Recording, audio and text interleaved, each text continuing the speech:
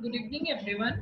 I, Dr. Arzu here, presenting a case report of intracranial chondrosarcoma, that is a rare case.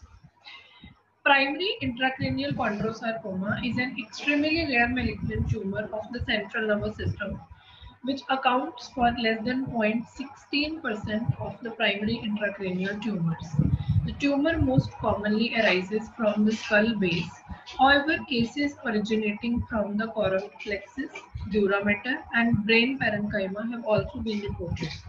As a result of their slow growth rate, intracranial chondrosarcomas do not usually metastasize until the very late stages of the disease. The symptoms vary among the patients, although a long-standing history of headache and signs associated with intracranial pressure are the main symptoms.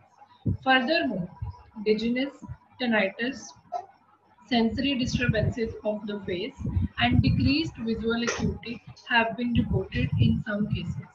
Cranial CT and MRI can aid the diagnosis of these tumors, although a clinical pathological diagnosis is the gold standard. Radical excision is the standard treatment for the intracranial chondrosarcoma, and the postoperative adjuvant chemo and the radiotherapy is the preferred treatment for the remnants of the lesion. The overall 5-year mortality rate among the patients with an average survival time 3.7 months. There are several types of chondrosarcoma that are named based on the way that they appear under the microscope. So these include conventional chondrosarcoma, clear cell chondrosarcoma, myxoid, mesenchymal, and the dedifferentiated chondrosarcoma. My case is a 22-year-old male presented in the surgical emergency at Guru Gobind Singh Medical College and Hospital, Faridkot, with the alleged history of roadside accident. History and examination revealed slight weakness of the right side of the body.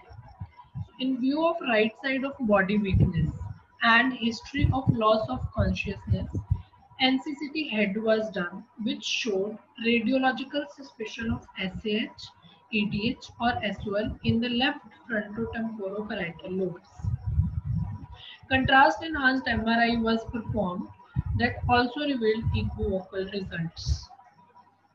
Then, patient was shifted to OT as a semi-emergency case and a left frontotemporoparietal craniotomy was performed.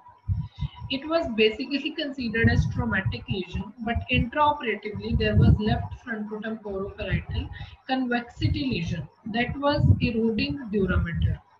The tumor was pearly white in color, hard candle wax-like in consistency as shown in the figure, avascular and adherent to the surrounding arachnoid.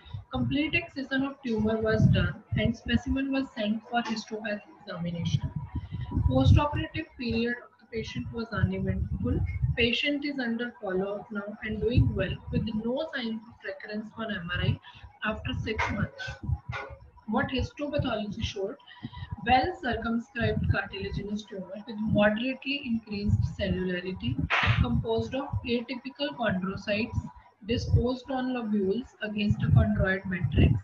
Intervening stroma shows hyalinized vessels with myxoid degeneration, focal crowding and multinucleation seen, which all the findings was compatible with low-grade chondrosarcoma.